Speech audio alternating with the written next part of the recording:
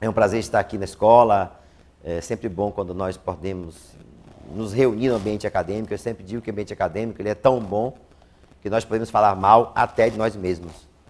E a primeira coisa que eu peço a todos os que estão aqui, que participarem desses nossos dois encontros, é a licença pedagógica. Ou seja, se eu criticar o tribunal, estou criticando o ambiente acadêmico. Se eu criticar uma posição do tribunal, eu não estou aqui indo contra o órgão do qual eu faço parte. Mas na dogmática, na academia, nós precisamos ter licença para falar em relação a teses com as quais nós concordamos, mas também criticar teses em relação às quais nós divergimos. Eu digo isso porque hoje no mundo da comunicação digital, dos vídeos instantâneos, das gravações, às vezes ocultas ou não, às vezes nós falamos algo em sala de aula e de repente esse vídeo circula mundo afora e parece que nós estamos sendo, digamos assim, críticos, no sentido ruim da expressão, do órgão em relação ao qual nós fazemos parte. Então eu peço assim, licença para ter a liberdade de falar de maneira absolutamente tranquila, de maneira despretensiosa, de maneira solta, sem nenhuma preocupação quanto ao que eu vou dizer na academia. Eu acho que isso é importante para que nós tenhamos liberdade de falar de maneira muito tranquila, maneira muito aberta, sem qualquer tipo de peia, qualquer tipo de amarra. Ok? Então, esse é o nosso papel aqui. E não se preocupe, nosso debate aqui é muito mais de conduzir dúvidas, inquietações, reflexões sobre essas mudanças que o CPC 2015 propiciou na nossa realidade jurisdicional, especialmente na área do processo, mas também, óbvio, não posso deixar de falar dos aspectos processuais nos quais, na etapa recursal, de alguma maneira, a chamada reforma trabalhista 13467 provocou também no nosso processo. Então, essa é a nossa missão desses nossos dois encontros. Eu espero que, quando o senhor e a senhora saírem daqui, tenham muito mais dúvidas do que entraram aqui, porque as dúvidas são aquilo que fazem o conhecimento. Não é a certeza que faz o conhecimento, é a inquietação, é a busca por resolver uma indagação que faz com que a ciência seja construída, que o saber seja conquistado. E como eu acho que o saber só é interessante quando ele é compartilhado, aquilo pouco que eu sei, na minha experiência pessoal como magistrado, já há 30 anos, enfim, como servidor, que se acresceu a esses 30, mais 5, mais 4. Então, vamos falar um pouco sobre a nossa realidade, ok? Então, vejam, o nosso foco é o CPC e o processo de trabalho, na etapa recursal, ok? Não vamos falar da nossa legislação sempre nesse viés do que o CPC provocou de mudanças, ou que provocará de mudanças no nosso processo. E, de antemão, eu não vou estabelecer um discurso no sentido de analisar o conteúdo do CPC do ponto de vista da política legislativa, ou seja, se o CPC é bom ou o CPC é ruim. Esse discurso que muitos de nós tivemos no período, especialmente de vacância do código, e ouvimos muito, o CPC foi um código feito por advogados e para advogados. Na verdade, eu não vou entrar nesse discurso, porque para mim algo é muito factível de ser constatado. O CPC está em vigor. Ponto. Se está em vigor, eu como magistrado tenho dois comportamentos. Eu não aplico, aliás, 3. Eu não aplico porque é inconstitucional, eu não aplico porque é incompatível, ou eu aplico e tento fazer do CPC a melhor norma que eu puder para o nosso processo do trabalho. Então, essa é a minha visão. Eu não vou estabelecer um discurso maniqueísta de que a CLT é boa, o CPC é ruim, o nosso processo, o processo é ideal. O nosso processo é muito bom na área de cognição. Na área de execução ele é horrível, ele não tem nada que nos possamos valer. Daí nós sempre estamos buscando apoio no CPC com muita frequência. Então, o discurso que já foi importante até em algum momento para estabelecer os limites da sua aplicação, ele está superado. O artigo 15 do CPC, ele é uma norma que tem importância muito grande para nós, até do ponto de vista científico, porque ele afirma, vejam, ele afirma a independência do processo do trabalho. Porque ele diz lá, o CPC se aplicará aos processos eleitoral e trabalhista. Então, o legislador brasileiro reconheceu que há um processo autônomo, independente, para além do CPC. Aquela dúvida que existia anteriormente, se são sub-ramos que têm a possibilidade de se tornarem autônomos, o CPC consagrou, dizendo, olha, eu sou fonte normativa, supletiva e subsidiária também para um processo de trabalho. E é mais importante também nós observarmos que essa norma tem que ser conjugada com o artigo 769, quando diz que se aplica esse manancial de normas, observe, mas observando os princípios que regem o processo de trabalho. Então vejam, quando nós vamos fazer uma transposição de uma norma do CPC, da Lei de Defesa do Consumidor, da Ação Civil Pública, para o nosso processo, nós temos que fazer lendo simultaneamente duas regras. Nós temos que ler a regra do CPC, temos que ler a regra da CLT, mas, sobretudo, interpretá-las ambas com os olhos voltados para os princípios do nosso processo. Não é simplesmente o que eu chamo de transposição topológica, de um lugar para outro, topográfica. É uma transposição axiológica. Eu pego a norma do CPC, olho para a norma, mas o pensamento, digamos assim, inspirado no nosso processo de trabalho, nos valores que ele abraça, de efetividade, celeridade, crédito alimentar, etc. Se eu não fizer isto, vai ser uma transposição meramente gramatical, o que não é a nossa ideia de hermenêutica adequada para a transposição do processo civil para o nosso processo. Se não pensar assim, não tem nem sentido nós ficarmos buscando regras, porque muito mais do que regras, nós precisamos de uma hermenêutica voltada para a aplicação a um processo que lida com crédito alimentar, que tem que ser efetivo e que tem que ser célebre. Ponto. Daí em diante, eu vou buscar no CPC qualquer norma, vejam, qualquer norma que torne o nosso processo mais rápido e mais efetivo. E para isto, eu não vou mais olhar ter aquela visão de que era somente quando houver omissão normativa. Isso está superado. A palavra supletiva do artigo 15 nos transmite a ideia de que não é mais CLT omissa. Ainda que haja normas na CLT, eu diria regras, mas que não sejam tão efetivas quanto a do CPC, ou seja, não é apenas a ausência de norma, mas a coexistência de normas. Mas uma norma que dê ao processo maior efetividade, haverá de ser aplicada. E eu aí já faço a primeira crítica em relação ao TST, que foi a decisão contra o artigo 475J, o atual artigo 523, parágrafo 1º da CLT. Claro que eu, como minoritário, seguirei a maioria, até porque foi um incidente que firmou jurisprudência de maneira obrigatória a ser cumprida. Ponto. Agora, o tribunal errou, mas errou feio. Por que errou feio? Porque se ateve à literalidade do procedimento. Vejam, se ateve a um rito procedimental que pode ser e é inteiramente flexível durante a execução. Mas, curiosamente, o tribunal, ao decidir que não se aplicava, porque a CLT teria norma expressa no artigo 880, que estabeleceu todo um rito na execução, não observou, com todo respeito, o artigo 1394 do CPC, que esta norma, para mim, vejam, é a norma mais importante do Código, naquilo que diz respeito à efetividade do processo. Que se dele eu vou encontrar lá a seguinte redação: são deveres do juiz, né? Ao juiz incumbe determinar. Ele não diz poderá fazer. Determinar todas as medidas indutivas, coercitivas, mandamentais e subrogatórias, voltadas para a garantia, não é bem essa redação, da efetividade da decisão, e aí vem aquilo que era mais importante, vírgula, inclusive nas obrigações de pagar.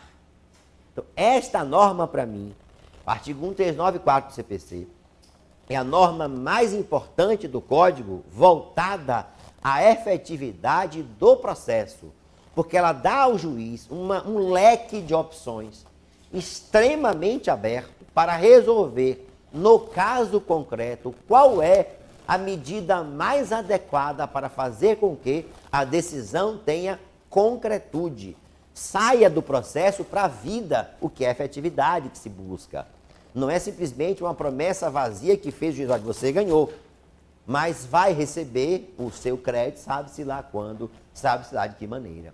Então, é o juiz e é uma norma de conteúdo aberto, de forma proposital, que ele vai decidir, no caso concreto, qual é a medida restritiva de direitos, inclusive, que se tornará a mais adequada para, naquele caso, alcançar o resultado no menor espaço de tempo possível. Mas a ela iremos mais adiante. Portanto, apesar do tribunal ter dito que não se aplica o artigo 475J, a 89 diz ao contrário, que se aplica o artigo 139.4. E foi proposital essa referência a esse dispositivo. Para quê? Para que não houvesse dúvidas em relação ao juiz de primeiro grau. Eu posso aplicar? Eu diria, pode não, deve, porque há uma referência expressa no artigo 15, no artigo 769 e na 39 dizendo, se aplica o artigo 139, inciso 4º, que é o que trata dos deveres do juiz. Ele não diz, o juiz poderá fazer. O dispositivo diz, determinará, portanto, como de imperativo, exatamente porque o maior compromisso que o juiz tem com a decisão que profere é torná-la efetiva. Porque decisão sem cumprimento é promessa vazia que se faz ao cidadão. Todos nós, quando por exemplo, vemos, não, porque fulano de tal foi condenado e está solto. Isso é indignação para a nossa condição de cidadãos. É a mesma coisa que quem deve uma sentença judicial trabalha e não paga. A diferença é o tipo de sanção lá. Reclusão, aqui, pagamento que se estabeleceu. Vamos para adiante então. Mas para que nós cheguemos, e chegaremos, sem dúvida, né? Daqui a pouco nós vamos chegar ao recurso.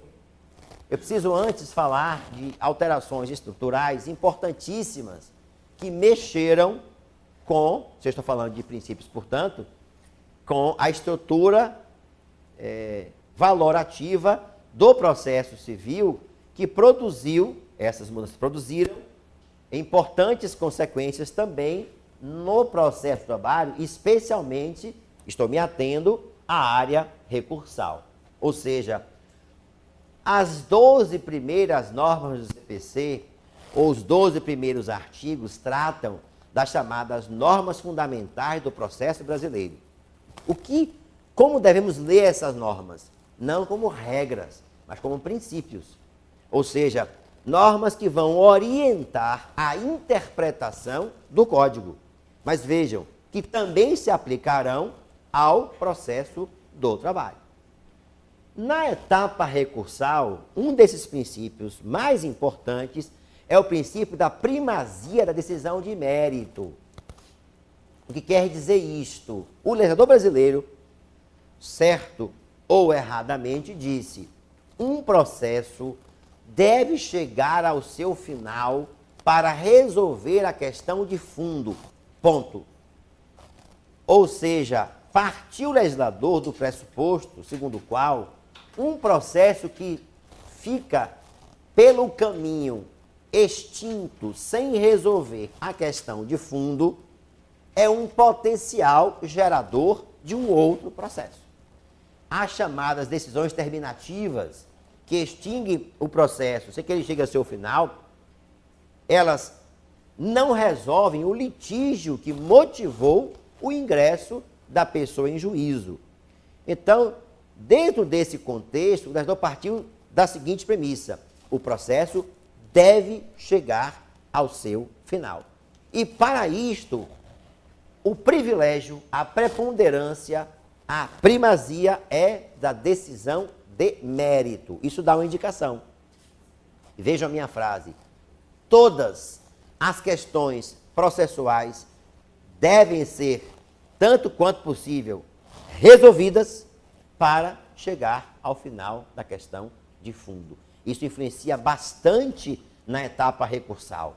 Porque, vejam, antes não se pode juntar a procuração na fase recursal, porque não é um ato de urgência. O Código disse, acabou essa história.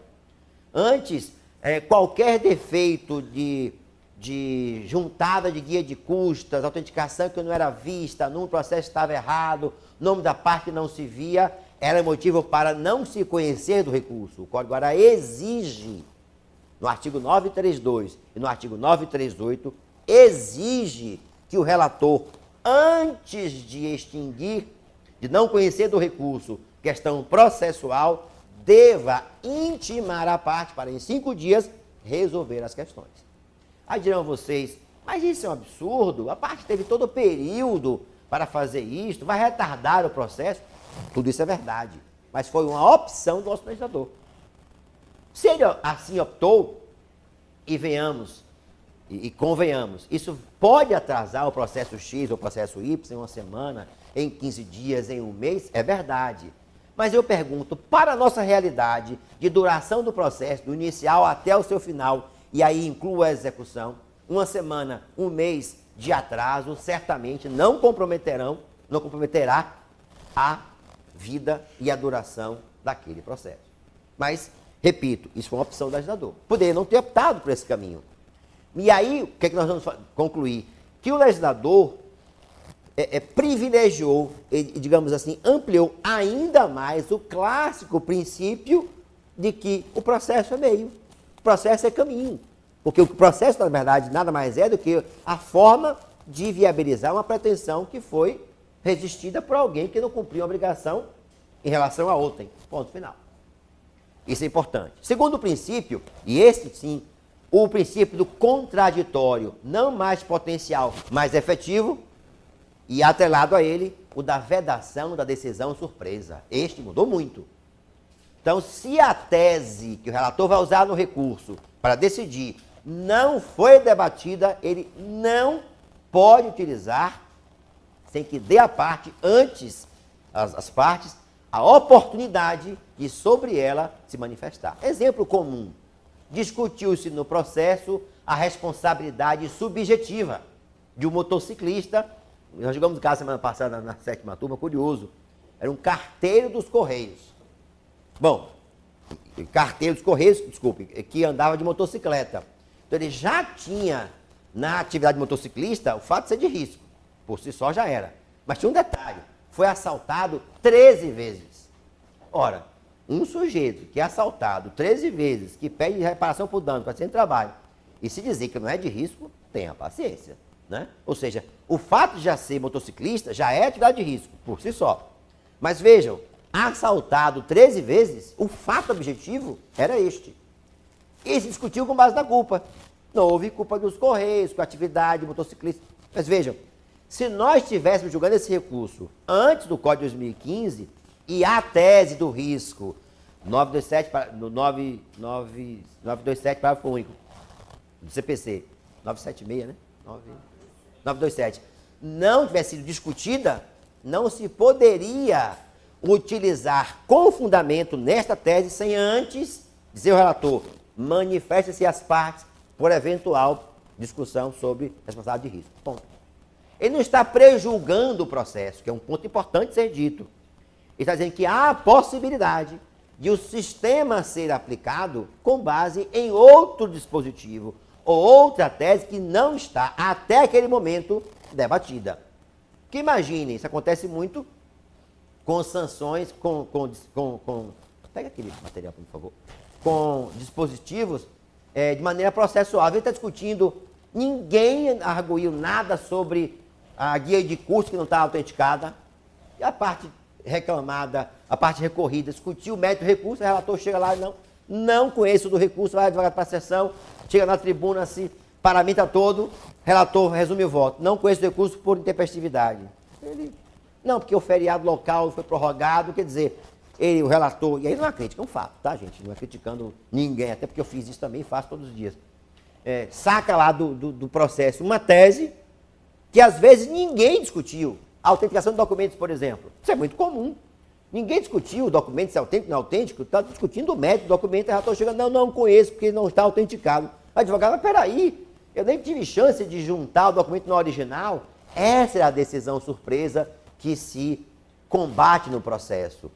Então, o Código expressamente veda, dizendo que o princípio que orienta a sua condução é evitar esse sobressalto, esse ás na manga, que alguém tira de uma hora para outra e causa, de fato, uma surpresa, no sentido literal da expressão, porque ninguém teve a oportunidade de discutir aquela tese, até para contrapor o argumento de que o relator estava errado. E muitas vezes é objeto de debate da declaração que aspas e parênteses sempre são mal vistos por nós mesmos, né? Embargos de declaração, tem alguns casos que a pessoa ainda bota assim, olha, se embargar, sofre uma sanção. E o Código veio reprimir os embargos protelatórios, sanção é elevada, só cabem 2, se houver manifestação, digamos assim, se forem protelatórios, pode haver o não conhecimento de terceiros embargos, perderam o prazo. Enfim, o Código veio, de alguma forma, e ele eleva bastante as sanções processuais, combater a litigância abusiva. E eu acho que a litigância abusiva tem que ser combatida com rigor. Mas nem todo caso de embargos é representativo dessa litigância abusiva. É verdade que boa parte vai ganhar tempo, que ele está tentando construir um argumento que vai ter que se esforçar muito para o recurso ser viabilizado para o regional ou para o TST. Então, aqui, a Instrução Normativa 39 fez uma relativização desta regra, ao dizer que os casos em que a parte tem que ter o dever de conhecer não estariam enquadrados na decisão surpresa. Isso está na lei 39 e foi utilizado até como fundamento uma decisão do Tribunal de Portugal, que relativiza esse princípio, disse, olha, não será surpresa a decisão que, por exemplo, decidir com base em matéria processual típica dos recursos, salvo, os casos em que o Código já tem disposição expressa, que a elas eu voltarei mais adiante. Mas eu não posso, por exemplo, fundamentar uma tese no que toca a questão de fundo, sem que dê a parte, ou as partes, melhor dizendo, as partes, o direito de manifestação. Bom, petição despacho simples, prazo comum, depois de 5 dias, relator concluso, para então prosseguir o julgamento. E o próprio Código também tem situações que ele já excepcionou, por razões óbvias, né? O julgamento de tutela de urgência, eu não vou consultar a parte para dizer, olha, eu posso bloquear o seu dinheiro no banco? Obviamente que não, né?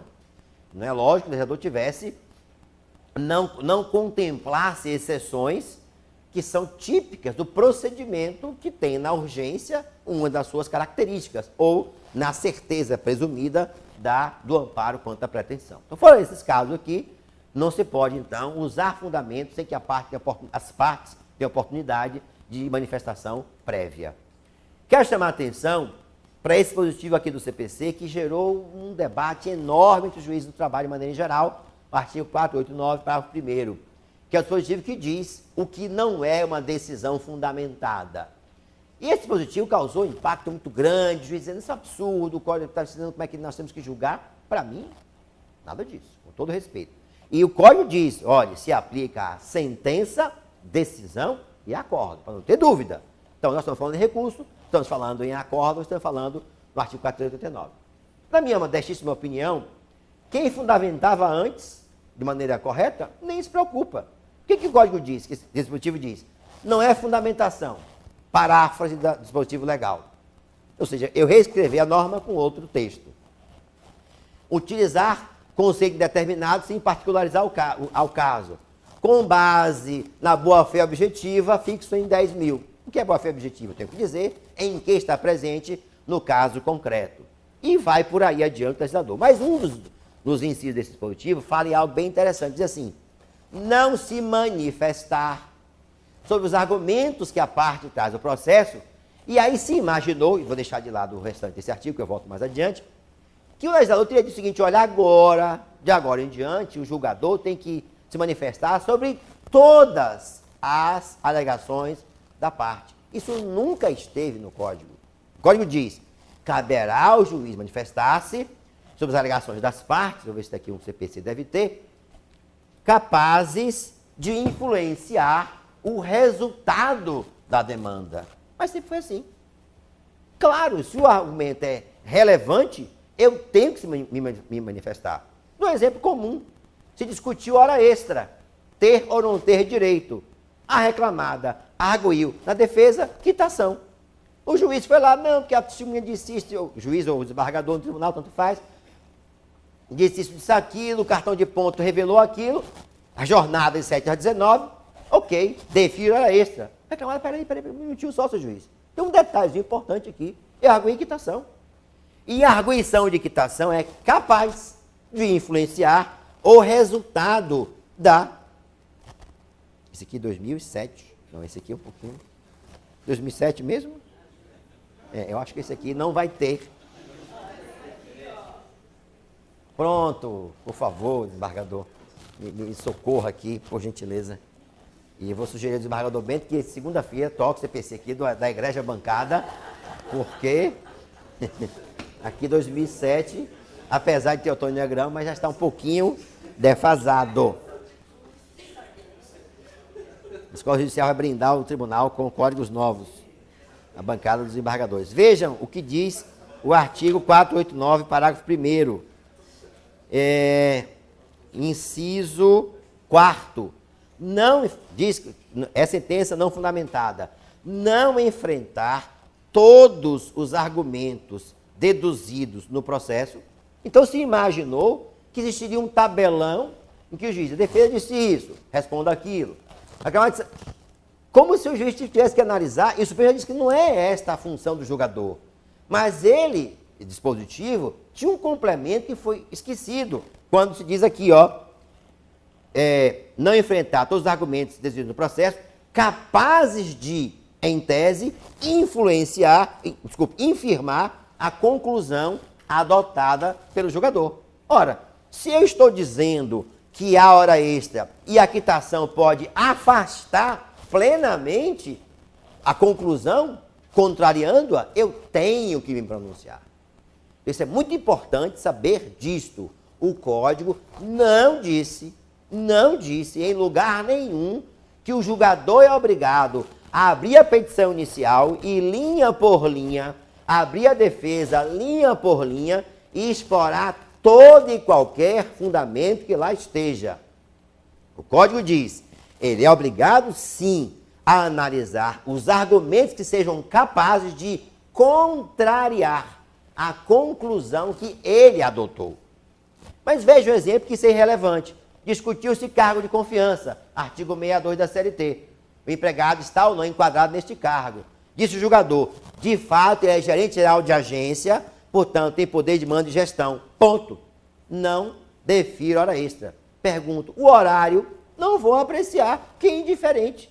Se eu já disse que ele não tem controle, se ele é o maior autoridade na agência, eu não tenho que apreciar o horário. Este argumento é incapaz de contrariar a minha conclusão quanto à pretensão que foi formulada pelo autor. Então isso é importante. E aí vou também chamar a atenção, ainda no artigo 489 do CPC, que, repito, se aplica também à redação de acórdãos, que o parágrafo primeiro diz assim, não se considera fundamentada qualquer decisão judicial, seja ela interlocutória, sentença ou acórdão que, e aí vai. E aí, diz mais, né? Inciso 6º, deixar de seguir enunciado de súmula, jurisprudência ou precedente invocado pela parte, sem demonstrar a existência de distinção no caso de julgamento ou superação de entendimento. Então, a partir desta regra, se imaginou que o julgador tivesse, que o advogado pudesse chegar e dizer o seguinte, olha, senhor juiz, senhor Poder Judiciário, aqui eu tenho 10 decisões que se aplicam a este caso. E por isso, teria o juiz, veja o verbo, teria o juiz que analisar cada precedente citado pelo advogado. Equivocadamente. Ponto. Por quê? Da mesma forma que o legislador estabeleceu um dever de fundamentação exauriente para o juiz, ele também definiu um dever de argumentação para o advogado. Se o advogado não argumenta dizendo o porquê o precedente se aplica ao caso, o juiz não é obrigado a responder. E vejam, eu fiz questão de dizer aqui, recurso com alegação genérica, a resposta igualmente será genérica.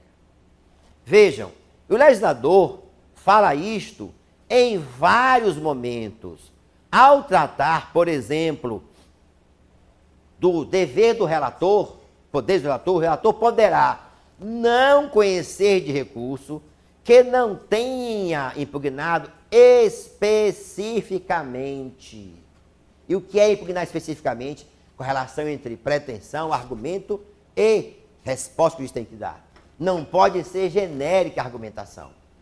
E vejam, isso em relação ao juiz. Mas vamos ver depois que o legislador falou isto na defesa, que é a regra clássica do CPC, na apelação, que é o nosso recurso ordinário, o dever de argumentação. Vejam, no agravo de instrumento, no agravo interno, no recurso extraordinário, que é o nosso recurso especial, que é o nosso recurso de revista, e no recurso extraordinário. Ou seja, em todos os momentos, na petição inicial não há dúvida, as razões do pedido. Mas ele disse, o advogado tem que argumentar, é a dialética do processo. O processo é um diálogo, no qual o juiz é o interlocutor. Não é uma conversa entre surdos, eu digo isso e responde aquilo. Eu respondo o que você provoca. Processo é, fundamentalmente, alguém pede, alguém examina, alguém decide, alguém cumpre. Fundamentalmente é isto. Então, ora, eu tenho que perguntar ao Poder Judiciário, eu tenho que argumentar.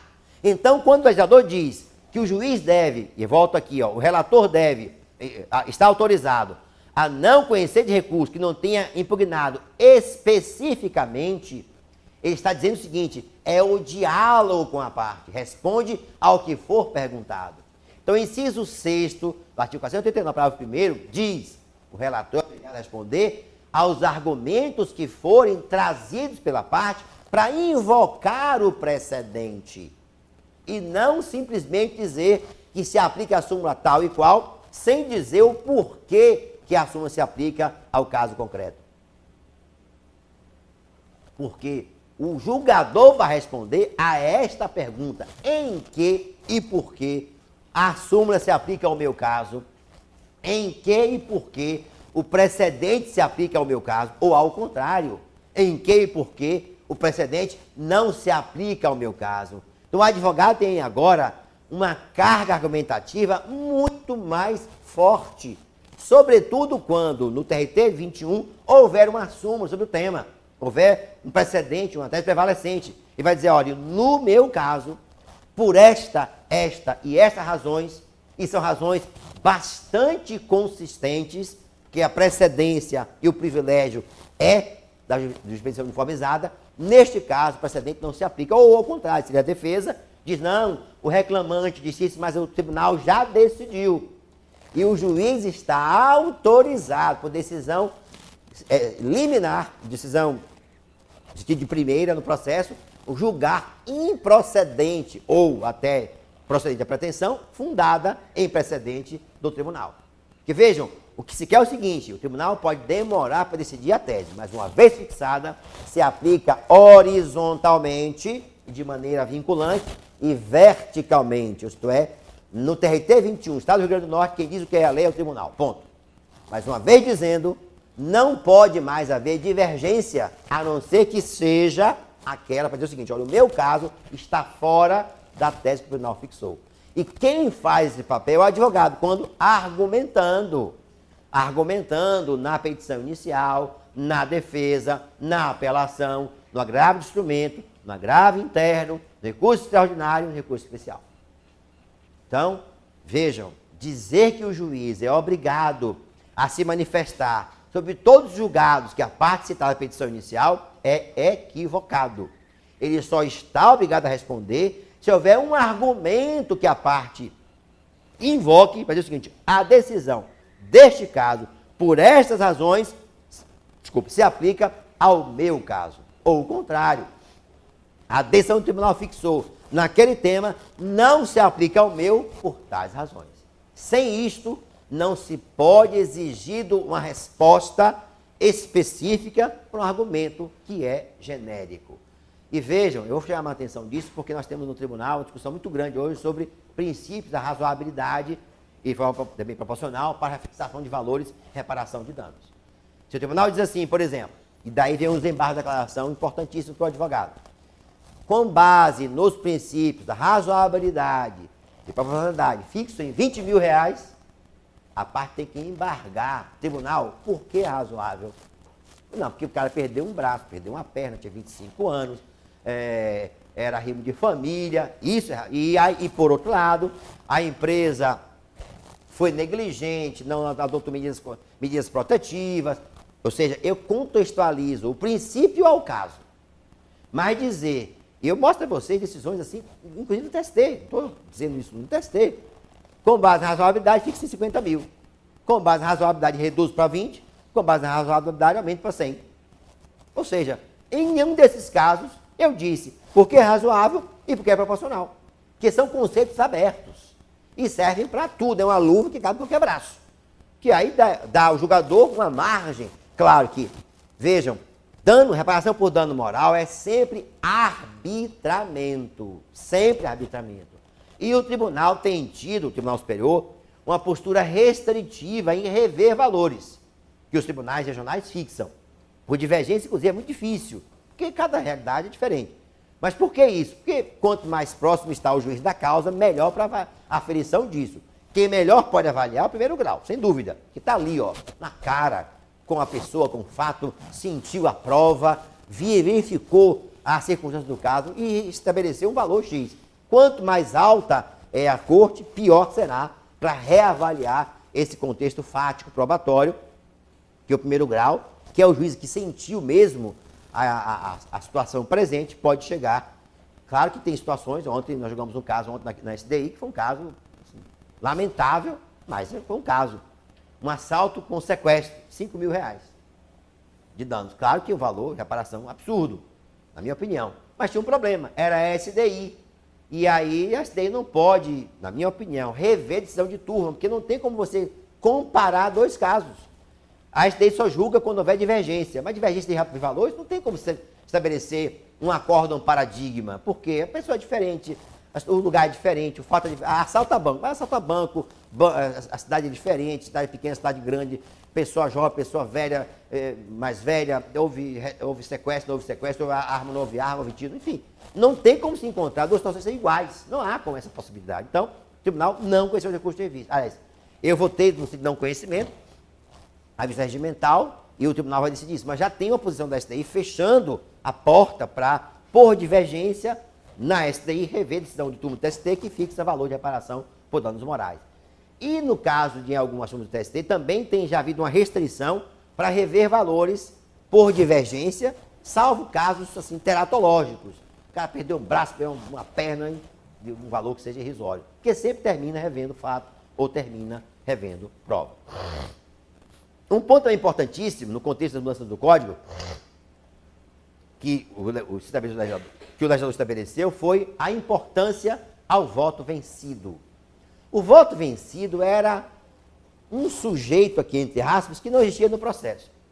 Era o jus esperneante do relator vencido, ou do membro da turma, ou do colegiado. Ficava lá, como algo que existia, às vezes o debate era caloroso na sessão, o voto vencido de argumentos extremamente consistentes, mas o colegiado simplesmente não disse nada.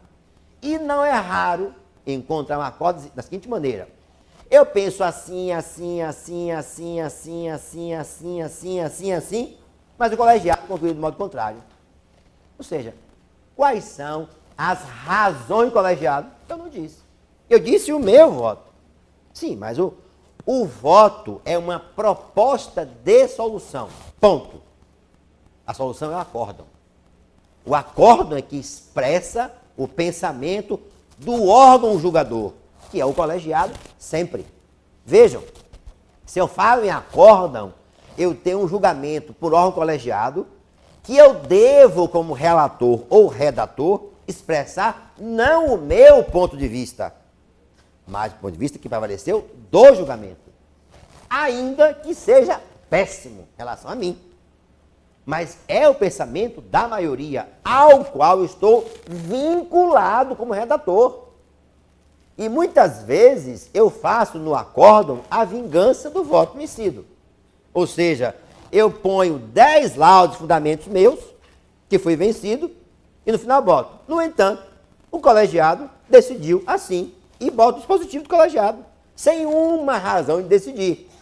Mas vejam, para o TST, não é o voto vencido que vai ser revisto, é o acórdão. E se o advogado não embargar no regional para que explicite as razões prevalecentes, não tem como o TST rever esse julgamento. Impossível. O que acontece? A parte vai e embarga, o relator originário, já vencido, com mais raiva ainda, embargos protelatórios, multa, pau. E fica aquela discussão sobre negativa de prestação jurisdicional, que se não ir o TST, dançou, não tem como. Se arguído, vai ser provido para retornar para o tribunal explicitar quais razões do colegiado. Então esse debate existia.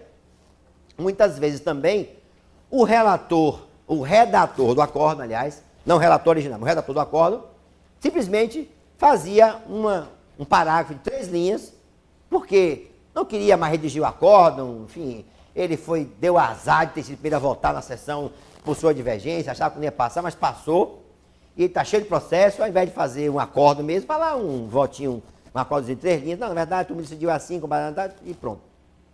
E o voto vencido, que era, muitas vezes, claro, a riqueza do debate, não era juntado ao processo. Então o código acabou com isso. Agora é obrigatório obrigatória a juntada do voto vencido. Ponto. Não é uma questão de perguntar na sessão, o presidente da turma, desembargador, vai querer juntar voto vencido? Não mais disso. Parágrafo 3º, o voto vencido será necessariamente declarado e considerado parte integrante do acórdão. Vejam, agora o voto vencido é parte da decisão. Isso eu estou falando em elemento essencial sob pena de nulidade. Pode arguir nulidade da decisão do regional que não fez constar do acórdão o voto vencido do relator originário. Por quê? Tem a razão do legislador. Será juntado, declarado, enfim, parte do acórdão, para todos os fins legais, inclusive de pré-questionamento. Então vejam, a tese que foi vencida, que estava no voto do relator originário, que o redator foi vencedor, disse, não vou nem discutir, não vou nem colocar os fundamentos do relator originário, porque já foi vencido.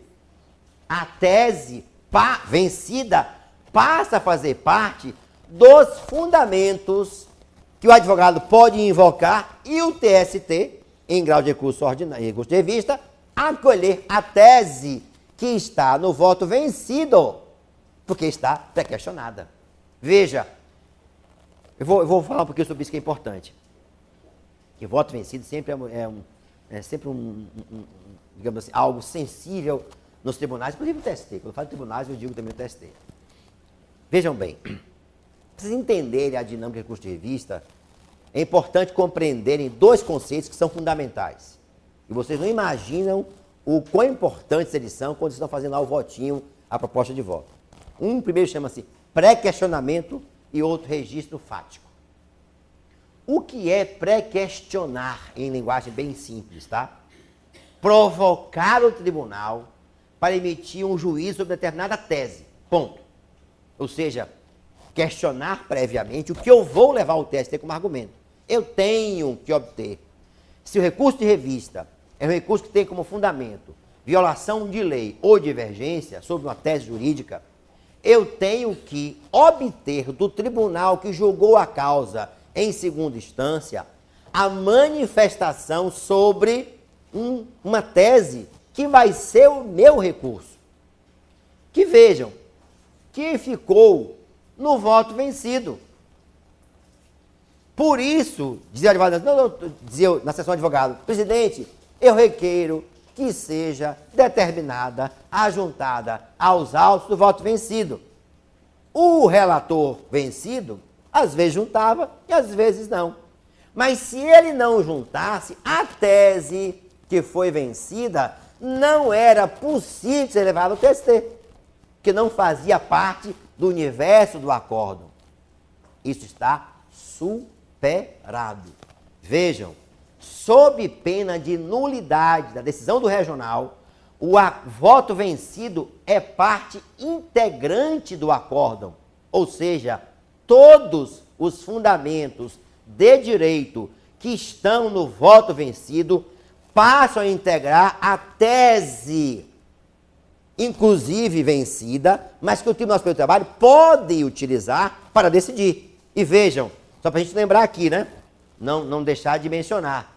Eu falei aqui, ó, da vedação da decisão surpresa. Ora, se está no voto vencido e o relator do TST usou a tese, não é decisão surpresa, que fez parte do contraditório efetivo, que é garantia fundamental das partes no processo.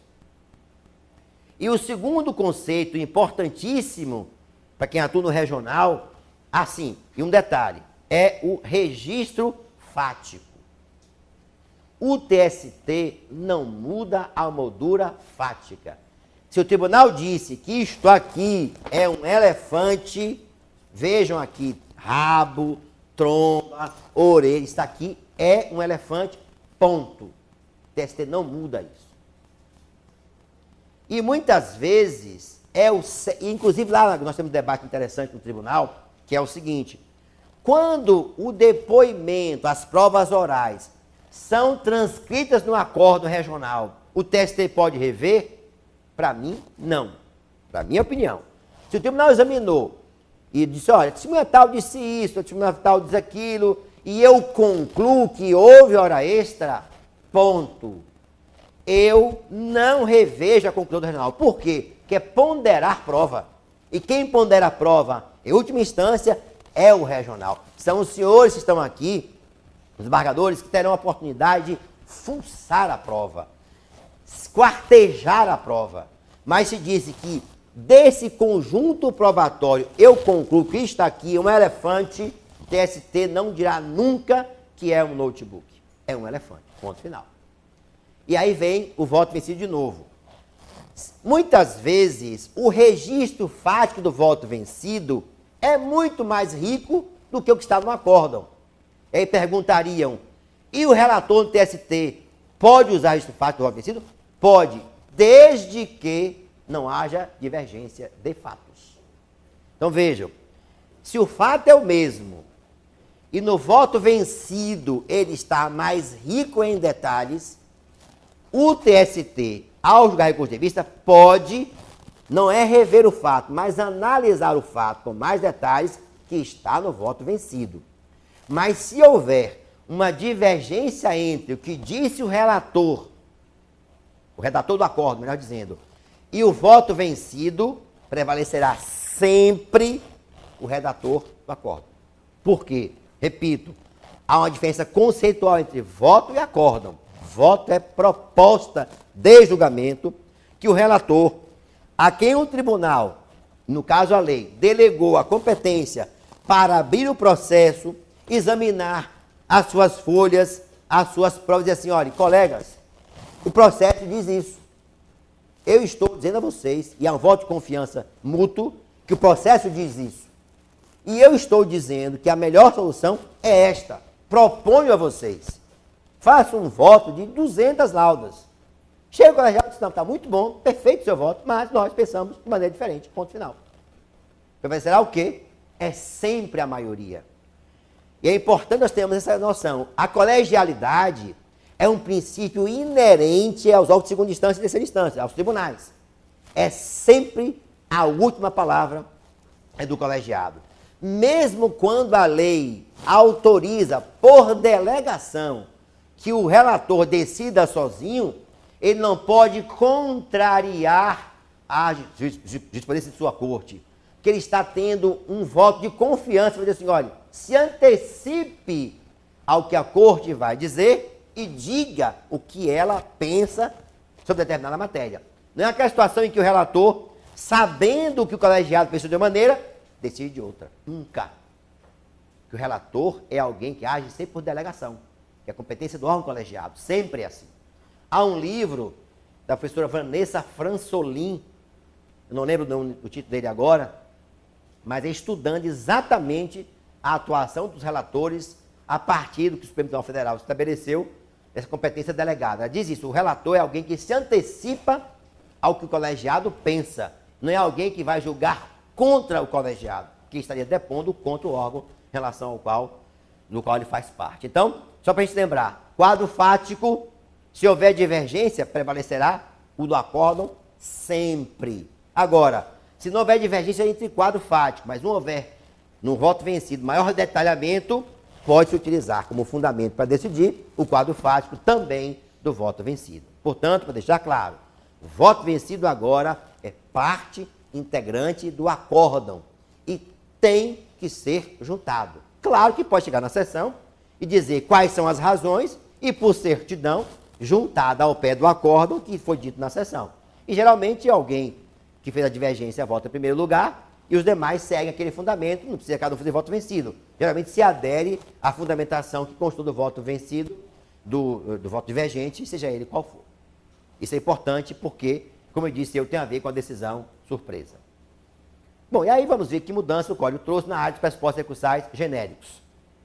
Na estimação, a novidade primeira, importantíssima, é alguém que agora também tem a possibilidade de ter reposição de recurso em algumas situações muito próprias. Primeiro, o Código ampliou bastante a possibilidade desse sujeito que vai olhar o processo com um interesse, teoricamente, não em ajudar a parte, mas na causa, o chamado amicus curiae. Evidentemente, nós sabemos que o amicus curiae, teoricamente, é alguém que tem a finalidade de ajudar o tribunal a decidir melhor, não ajudar a parte A ou a parte B. Em tese, porque muitas vezes a gente sabe que é alguém que é sempre ligado ao interesse de uma das partes do processo. Mas, teoricamente, o Código qualificou, existiu uma discussão sobre ser assistente ou não, o Código dizia que figura a própria intervenção de terceiros, tem autonomia, o juiz, qualquer processo, pode autorizar o ingresso, em primeiro lugar, inclusive, claro, e ao autorizar o ingresso tem que definir os poderes que a amicus curiae terá no processo, o juiz tem que definir esses poderes, ao admitir que a entidade X tem uma causa de discute da hora extra numa empresa X e tem lá, a todo momento, uma hora extra e alguém lá pede uma intervenção com uma amicus curiae para verificar as condições ambientais, por exemplo. Isso pode definir essa condição e definirá em que situações, quais poderes ele terá. E diz, a doutrina aponta isso, que na verdade, ao definir os poderes do amicus curiae, o juiz não pode conceder poderes que a lei veda.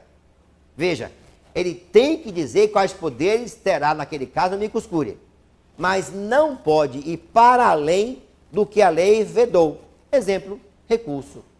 Ele não pode conceder estimação recursal ao amicus curiae, salvo em 2 casos que a lei expressamente previu: embargos declaratórios e incidente de resolução de demandas repetitivas. Aqui tem que abrir um parêntese para falar um pouquinho sobre isso. Eu queria natural, pode ser? Por favor. Bom, então, por exemplo, embora não tenha a possibilidade de interposição de recurso ordinário, que a lei não previu, e o juiz não pode delegar poderes que a lei expressamente não outorgou, vejam, ele pode opor embargo de declaração. Perfeito. Que o objetivo dele é, nesse caso, sanar eventuais defeitos que a sentença tenha, ou a acórdão tenha no regional, ou até no TST, para que a decisão tenha, assim, melhor e maior comando que dela emerge. Ok, sanou o defeito. E também previu a possibilidade de interpor recurso, e aqui é importante mencionar esse aspecto, no incidente de resolução de demandas repetitivas. A leitura apressada desse dispositivo permitiria concluir que somente neste caso, nesse incidente, seria possível. Mas, na verdade, diria eu, como diz o professor Fred Didier, em todos os incidentes destinados à formação de precedentes de caráter obrigatório. E aí incluiria o incidente de assunção de competência do regional, esses 2 incidentes do regional, no TST, o incidente de recursos repetitivos e ainda até novembro o incidente para uniformizar a jurisprudência no regional, chamado IUJ, que a lei nova revoga, embora volta a isso depois, sem maiores repercussões no nosso processo. Mas, enfim, então, temos agora um novo legitimado no processo para efeito recursal, que é o amicus curiae, mas em 2 específicos recursos. Os embargos da declaração, me disse eu, e o recurso, seja ele qual for, no caso, recurso ordinário, se for recurso de revista, se for hipótese, o recurso ordinário, por TST, nos incidentes que formam precedentes no regional. E aí, no nosso caso, seriam 2, o IAC e o IRDR, porque também aqui eles compõem os incidentes de formação de precedentes judiciais de caráter obrigatório.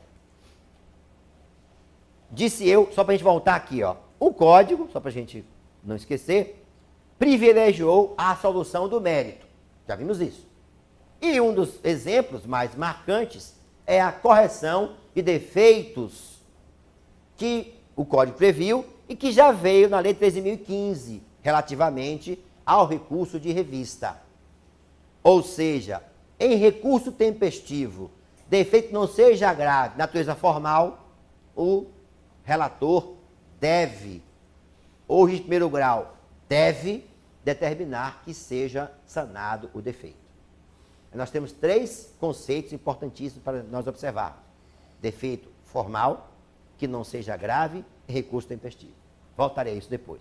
Mas a primeira discussão que surgiu foi esse dispositivo, por estar na CLT, na 13.015, num artigo, parágrafo 11, que trata do recurso de revista, teria alcance limitado a esse recurso? Ou seja, não se aplicaria ao agravo de instrumento, ao recurso ordinário, agravo de petição? Resposta, não. Não em relação à negativa, ou seja, o alcance é amplo, porque apesar de estar topograficamente inserido num recurso, num dispositivo que trata de recurso extraordinário, no sentido amplo da expressão, ele consagrou um princípio recursal coerente com aquele que falei antes do privilégio da primazia da decisão de mérito. Ou seja, no recurso ordinário, no agravo de instrumento, primeiro para o segundo graus, no recurso do agravo de petição, se houver defeito formal que não seja grave e esteja o recurso tempestivo, recurso de embargos para SDI, não há dúvida, o defeito deve ser sanado. Porque, repito, o Código estabelecia uma diretriz, que é solucionar a controvérsia de fundo e não decisão meramente processual. Vamos, então, discutir o que é isto na prática, né? Bom, primeiro, importante é saber ou ter a noção do que é defeito formal. Se eu estou falando em defeito formal, não é o conteúdo do recurso, mas os seus aspectos externos, que permitirão o seu exame. Tempestividade, legitimação, preparo e o fato de estar ou não regularizada a representação da parte. Jamais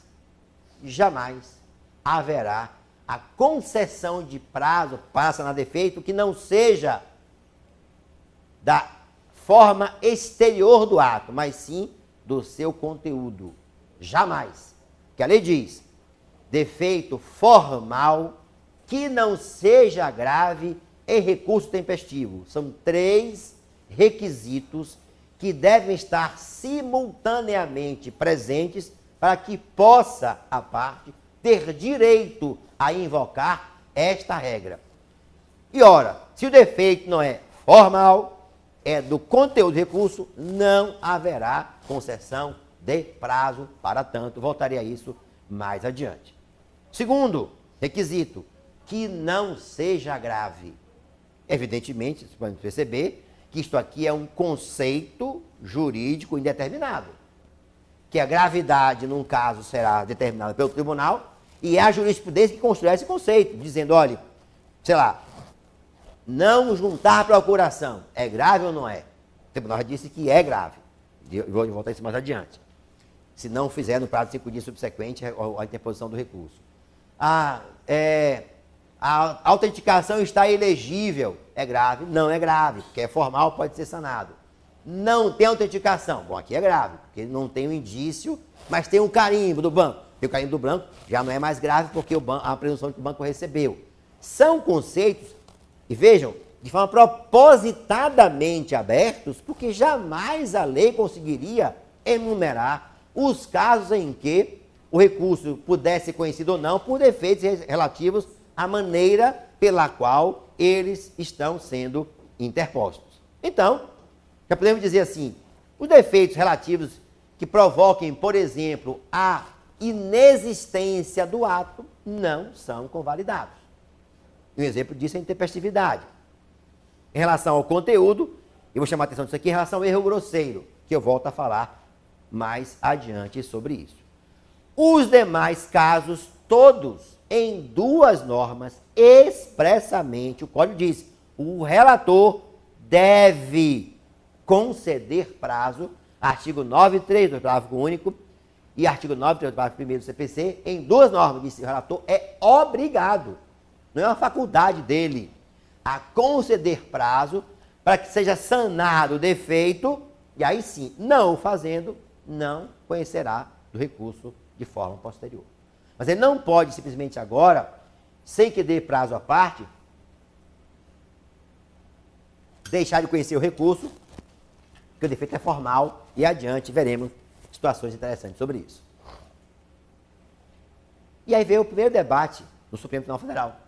Eu disse assim, olha, um dos pontos importantes, volta aqui daqui a pouquinho, eu disse, não há prazo para consertar o recurso. E o Supremo Tribunal Federal já decidiu, nesse julgamento aqui, que o CPC, já sob a luz do CPC novo, vejam, o artigo 932 só se aplica aos casos em que seja necessário sanar vícios formais, com a ausência de procuração ou de assinatura, e não a complementação da fundamentação. Se a parte impugnou de forma errada o recurso, errado estará. Se não observou a dialeticidade que é própria da dinâmica desse debate, observada no 422, não vai o regional, o relator, conceder prazo para tanto. Se juntou as razões erradas, o recurso, na hora de juntar, juntou o processo errado, fala sobre hora extra, a discussão é ação de transferência, dançou. O Supremo já disse isso. E vejam, aqui, o ministro Marco Aurélio, ele foi muito contundente, o ministro Barroso também, né, dizendo que se tivesse que mandar que a parte pudesse fundamentar o recurso, seria uma nova oportunidade recursal, um novo prazo para o recurso em si. Então vejam, com relação ao tipo de defeito que pode ser sanado, o Supremo Tribunal Federal já chancelou a tese que o artigo 932 só se aplica a vício formal, ou seja, pressuposto extrínseco do recurso, pressuposto intrínseco, conteúdo de razões, mérito do recurso, não pode ser, não há previsão legal para concessão de prazo. Isso Marco Aurélio foi muito contundente, no sentido de dizer que essa norma não tem esse conteúdo de alcançar a concessão de prazo para que fosse a parte, então, autorizada a fazer um novo recurso e, portanto, renovada a oportunidade de impugnação da decisão. Então, vejam, a gente voltar aqui. Defeito formal, portanto, já resolvemos o debate, que não seja grave, não se aplica a conteúdo do recurso, mas a lei diz, recurso tempestivo. Então, já criou uma cláusula de barreira. A intempestividade do recurso não pode ser convalidada. Evidentemente, temos aqui que fazer duas importantes ponderações, né? A primeira delas, a súmula 100 do TST. O que a súmula 100 diz no item 3? Se houver dúvida razoável, aqui é ao tratar do prazo decadencial da ação rescisória. Então, essa dúvida razoável, a parte pode levar ao relator ou ao juiz de primeiro grau, juiz declarou que é intempestivo o recurso ordinário, a parte embargou a declaração, a decisão dele, só, mas peraí, senhor juiz, você esqueceu que é feriado, foi feriado municipal naquele dia, o prefeito morreu na cidade, foi feriado declarado no meio do dia, ou, sei lá, teve uma situação excepcional que o juiz efetivamente ficou na dúvida, ou o tribunal depois pode cometer um de diligência, enfim. Se houver essa dúvida razoável quanto à tempestividade, deve ser oportunizado à parte o direito de sanar essa dúvida, não é sanar a intempestividade, mas sanar a dúvida quanto à tempestividade, e é, obviamente, se superada esta, conhecer do recurso e dar o segmento respectivo. Portanto, a tempestividade, claro, agora sofre influência marcante com os chamados prazos em dias úteis, que até o dia 10 de novembro temos os prazos contados em dias corridos, a partir do dia 11, os prazos contados em dias úteis, a partir da Lei 13.467, que vai nos dar um trabalho maior, mas enfim, dispositivo que, na essência, não trouxe maior impacto para nós. Um ponto importante a ser observado, que é muito comum agora nessa fase intertemporal, é a seguinte: qual é a lei que rege o recurso? É a lei vigente na data que a decisão impugnada foi publicada. Então, se é uma decisão do primeiro grau, publicada hoje, resposta recursal, depósito recursal regido pela lei vigente hoje, não importa que, ao longo dos 8 dias, por exemplo, haja a alteração do valor recursal e a parte interpôs recurso no 8º dia, quando já estava vigente o novo valor. É a lei que rege o recurso, é a lei vigente na data em que a decisão impugnada é publicada. Ponto final. Temos um probleminha interessante, que são os prazos que estejam em curso.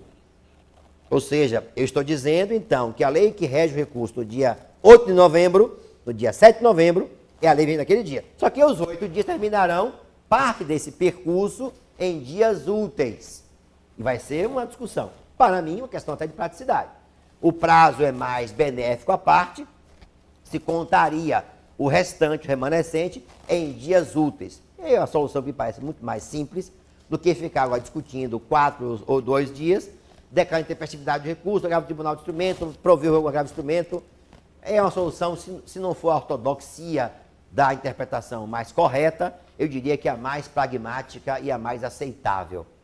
Farei assim, e já diria ao meu gabinete, vou ficar discutindo agora, por conta de 2 dias, 3 dias, 4 dias úteis, pode levar anos, é uma questão até de lógica, de hermenêutica pragmática, que se aplicará. Embora, assim, do ponto de vista da, digamos assim, da tese mais ortodoxa, seria a lei vigente na data que o recurso foi publicado, seria prazo em dias corridos.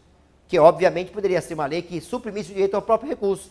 Imagine, acabasse com o recurso. Não há dúvida que haveria recurso para aquela decisão publicada em data anterior à lei entrar em vigor. Mas como nesse caso é uma norma que beneficia o recorrente, não vê dificuldades em já estabelecer como orientação pragmática, se não a mais ortodoxa, já contar o remanescente do prazo em dias úteis, que não vai facilitar, até porque mais uma semana, menos uma semana, no processo vai ficar meses ou até às vezes anos para chegar ao seu final, não vai representar maior importância. Mas eu quero chamar a atenção para os prazos em dobro, para uma norma que é do CPC, que diz o seguinte: quando se tratar de prazo para o Ministério Público, prazo típico para ele, não há contagem em dobro.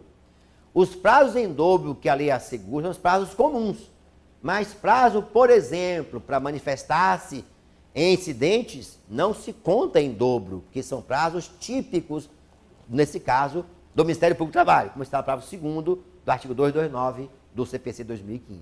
Então, agora, não há mais discussão sobre a aplicabilidade ou não, que a IN 39 afastou, pela 13467 terá aplicação de maneira semelhante ao CPC, e com a observação que o próprio CPC diz que não se aplicará o prazo em dobro quando houver prazo próprio, no nosso caso do MPT, para manifestação, porque não é um prazo comum às partes em geral. Aqui também, a própria lei agora, né, traz uma novidade. Bom, e aí diz, como sempre foi, né? Em caso de força maior, o juiz poderá prorrogar o prazo. Sempre pôde, não é uma novidade. Justa causa, diz o CPC, força maior para a CLT, mas na essência não há uma dúvida muito grande a respeito disso, são conceitos bem interessantes. Mas o curioso é que a nova Lei 13.467 traz uma novidade que é entendimento do juiz. Prorrogar prazo por entendimento do juiz em relação ao conceito de força maior. É uma novidade, um conceito aberto, que pode aqui ou ali estabelecer alguma dúvida com relação à imparcialidade, garantia também igualitário às partes, mas tem que interpretar a norma em coerência com o seu dispositivo principal, que é um fato objetivo que impede que o prazo tenha o seu curso normal por alguma razão que não é atribuída, evidentemente, à parte. Mas eu quero chamar a atenção para um ponto também importante, que já estava na própria lei, que a Lei 13.467 mantém. O juiz poderá prorrogar o prazo pelo tempo estritamente necessário. O juiz não é livre para prorrogar por quanto ele quiser o prazo. Exemplo, se a parte vai no 8º dia na vara pegar os autos, por alguma razão, ou um documento, as autos eletrônicos hoje, para pegar lá uma prova material que está na vara para poder interpor o recurso, lá pegar o uniforme que o reclamante juntou para verificar se tinha a nova marca da empresa, para provar que trabalhava com as situações de construção, né? Os gatos, né? As gatos como tem por aí. E o empregado juntou lá um uniforme ou a arma da agressão, que ele foi vítima, enfim, qualquer situação lá, um objeto qualquer. A parte foi na vara para pegar esse documento para expor no seu recurso, detalhes sobre esse objeto, e não estava na vara. A pessoa da limpeza não sabia, pegou, achou que era roupa suja, jogou fora, botou não sei aonde e tal. E o servidor deu a certidão, dizendo que não foi encontrado o objeto, ele pediu a devolução do prazo. Vejam, diz a lei, pelo tempo estritamente necessário. Nesse caso, prorrogado por quanto dia? Ele não tem reaberto o prazo integral. O juiz, essa delegação da lei para autorização, para prorrogar, portanto, o prazo, não é um comando aberto. Ele somente poderá prorrogar, como diz o legislador, vinculando esse direito, essa prerrogativa que ele tem, ao prejuízo que a parte sofreu com o prazo que lhe foi concedido. Se ela negligenciou, foi lá no 8º dia, e por alguma razão, no 8º dia do recurso, o sistema ficou fora do ar, deu uma pane, sei lá o que foi, ele não vai ter devolvido o prazo integral. Porque ele diz, o juiz poderá prorrogar o prazo, mas há um limite para isto, que é o tempo que for imprescindível. E nesse caso, levando em consideração o princípio da utilidade dos prazos processuais. E que o extraordinário sempre foi, não há nenhuma novidade nisso, contado o prazo em dias úteis. Aqui deve haver publicação nesta semana, redação nova da súmula 385, que já uniformiza o tratamento dado em relação a feriado local e feriado forense. Foi votado na última semana uma redação nessa súmula para uniformizar o tratamento dessas duas situações em que a parte pode, diante de uma situação em que o juiz ou o tribunal não reconheceu recurso como tempestivo para feriado local, ter a oportunidade de, ao recorrer, comprovar a tempestividade.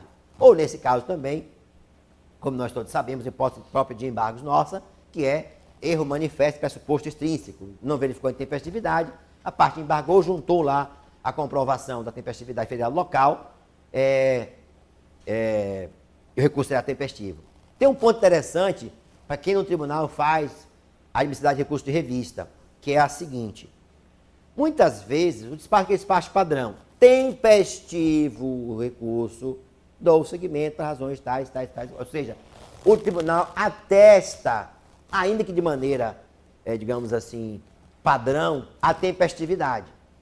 E chega no TST, vai se discutir, digamos assim, eu contei o prazo da data em que foi a decisão publicada, recurso, depois deu 9 dias. 9 dias. Mas está lá no despacho de admissibilidade, tempestivo o recurso. O tribunal já decidiu, dizendo o seguinte, se o tribunal regional declara que é tempestivo, tempestivo estará. Salvo se a parte recorrente, a parte contrária, aliás, impugnar esta afirmação, dizer, olha, peraí, deu 9 dias, não houve feriado, ou seja, há uma presunção de que o tribunal, ao promover a contagem do prazo, levou em consideração períodos, dias que ensejaram a dilação do termo final do prazo recursal, ou caso intervinencial. Outro fato também interessante é o seguinte, é uma discussão que o Tribunal Superior ainda não chegou a um consenso com o meu voto vencido em particular, que é o seguinte: feriados estaduais ou locais constantes do calendário oficial do Tribunal Regional. Para mim, se o calendário oficial, o documento público, está no site do regional, eu, como relator do TSE, não posso deixar de conhecer um recurso por intempestividade, levando em consideração que lá, no despacho de intempestividade, não há o registro que é um feriado forense ou local, mas que consta do calendário oficial do tribunal. Houve um caso, principalmente quando há greve de servidor. É muito comum essa situação. A greve volta, ou greve de banco. O banco volta, aí o tribunal dá lá mais alguns dias para recolhimento de custo, depósito recursal depois da greve dos bancos, porque o movimento é muito grande. Então prorroga por mais 2 dias ao término da greve. Ou houve um caso em São Paulo, muito interessante, porque o tribunal suspendeu o expediente na segunda instância, mas não suspendeu no setor de recursos. Gerou uma discussão enorme sobre tempestividade, porque as partes alegavam que havia tempestividade de recursos, que na vara havia expediente. Não dizia que o tribunal não deixou de funcionar. Enfim, mas para mim, um assunto que diga respeito à tempestividade, um ponto a esse respeito, mas que se relacione a feriado, que conste do calendário do tribunal oficial, para mim, o Tribunal Superior do Trabalho não pode deixar de conhecer deste feriado. Não é a posição majoritária ainda. Houve um caso específico que eu fiquei vencido na ST2 ainda, exatamente por conta disso. Havia um feriado local, mas que era, ou estadual no Mineiro, mas que constava do calendário oficial do tribunal. Eu fui lá e vi no site do tribunal. Quer dizer, se o tribunal divulga um calendário que é de conhecimento público, como integrando o seu calendário oficial aquela data, como não tem expediente, eu não posso deixar de observar. Mas este não é um ponto que seja pacífico. Razão pela qual eu sugiro que quando houver isso, às vezes discussão é recurso ordinário. Dá no relatório, em algum momento, diga, olha, o feriado está intempestivo, ou está intempestivo por isso, por aquilo, feriado local, ou prorrogação, o tribunal suspendeu o expediente, foi greve na cidade, greve de transporte coletivo, foi uma paralisação da polícia, enfim, algum fato que motive a tempestividade, que não seja, que possa gerar dúvida, que conste no caso do recurso, se for ordinário, ou da qual do tribunal, se for recurso ordinário, ou do despacho de admissibilidade, que resolverá uma questão a menos lá para o TST. Mandato, ainda no ramo das respostas recursais genéricos. Bom, para não haver dúvidas, o legislador foi muito enfático. O legislador, eu conversei com meu amigo Fred Dias, ele disse que tem alguns dispositivos que foram feitos de encomenda. E este foi um dispositivo encomendado contra os tribunais superiores especialmente. O que é que diz o artigo 76 do Código? Verificado a incapacitação das partes, ordem de representação, o juiz suspenderá o processo e designará prazo razoável para que seja sanado o vício. Parágrafo 2º. Descumprida a determinação em fase recursal perante Tribunal de Justiça, Tribunal Regional Federal ou Tribunal Superior, que havia aquela dúvida, juntar procuração, regularizar mandato em fase recursal em Tribunal Superior. Não é possível, porque não é ato de urgência. E por esta razão, sempre se afastou a aplicação desta regra na instância extraordinária e também no próprio regional, em período posterior à deposição do recurso. O legislador veio e sanou de uma vez por todas, dizendo expressamente: se houver incapacidade processual ou irregularidade da representação, o juiz suspenderá o processo e designará, vejam, prazo razoável. Claro, pode ser morte, pode ser inventário, pode ser mandato de alguém que está no exterior, sei lá, situação que o juiz vai ter que ponderar e ver que prazo é este razoável para que a parte possa e deva sanar o defeito que envolve não somente o mandato, mas a própria capacidade processual. E expressamente diz que esta determinação, esta obrigação se aplica a tribunal de segundo grau e tribunal superior. Então, aquela discussão que existia antes sobre a possibilidade de transposição do CPC para o nosso processo, da regra que obrigava aos tribunais a conceder prazo, está claramente superado. Por quê? Foi disposição expressa do legislador. Vejam, o TST, conjugando esta norma com a norma do artigo 104 do CPC, que diz o seguinte, artigo 104, o advogado não será admitido em juízo a postular sem procuração, salvo para evitar preclusão, decadência ou prescrição, ou para aplicar ato urgente. Seguindo, nas hipóteses previstas neste artigo, no caput, aliás, o advogado deverá, independentemente de caução, exibir a procuração em 15 dias, etc. Ou seja, o tribunal entendeu que são duas situações distintas. Atuação sem mandato e atuação com mandato defeituoso. A atuação sem mandato se aplica à regra do artigo 104, que acrescentou, que é o antigo artigo 37 do CPC, que acrescentou, além dos casos urgentes, evitar prescrição ou decadência, acrescentou, que não havia antes, evitar preclusão. É mais uma novidade do CPC de 2015. Antes era evitar prescrição ou decadência e praticar ato urgente. Foram mantidas essas três possibilidades e acrescentada mais uma, que é evitar a preclusão, que é o caso típico da preclusão temporal, no caso de interposição de recurso. Mas vejam, a parte deverá exibir em 15 dias. Então, se não houver mandato, a parte terá, independentemente de despacho do juiz, seguindo seu prazo recursal, juntar aos autos o mandato. Se não fizer, recurso defeituoso não será conhecido. Juntou, mas tem um defeito.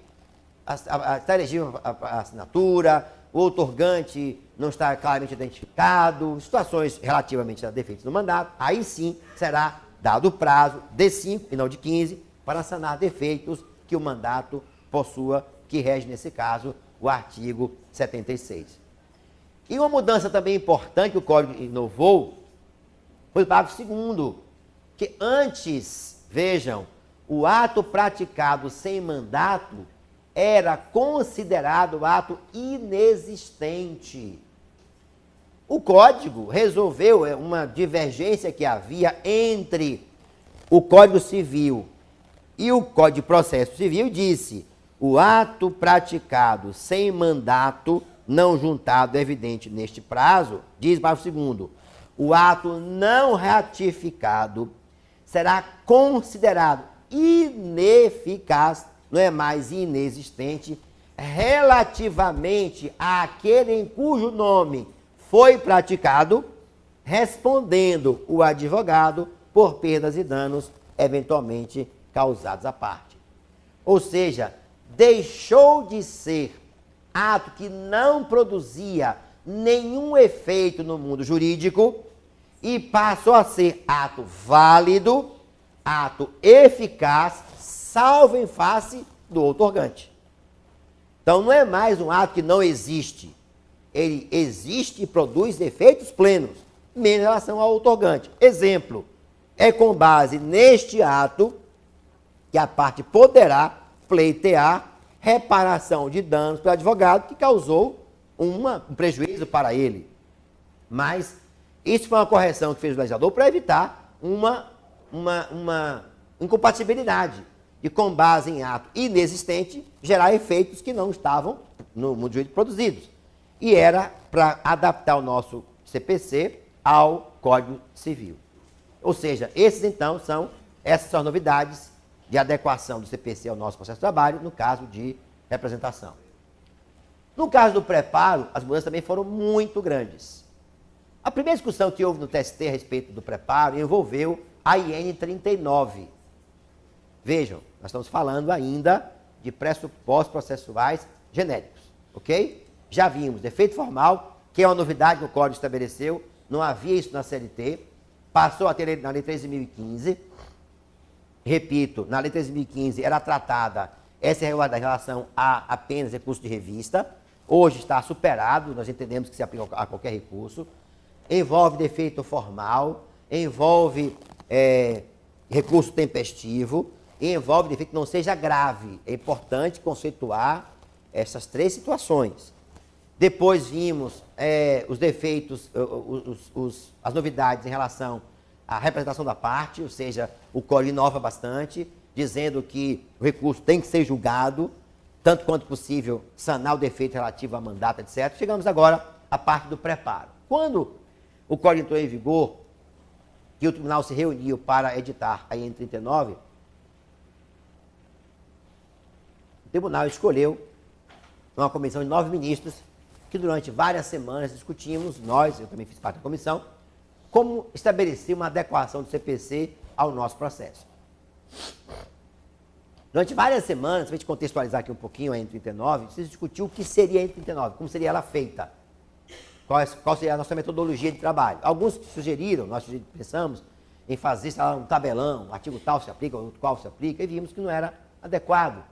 Por quê? Porque a dinâmica da realidade das varas, dos tribunais regionais e do próprio TST é muito rica. E certamente haveria situações em que o debate surgiria e o Tribunal Superior, previamente, não poderia ter previsto o que seria a realidade para dizer se a norma se aplicaria ou não.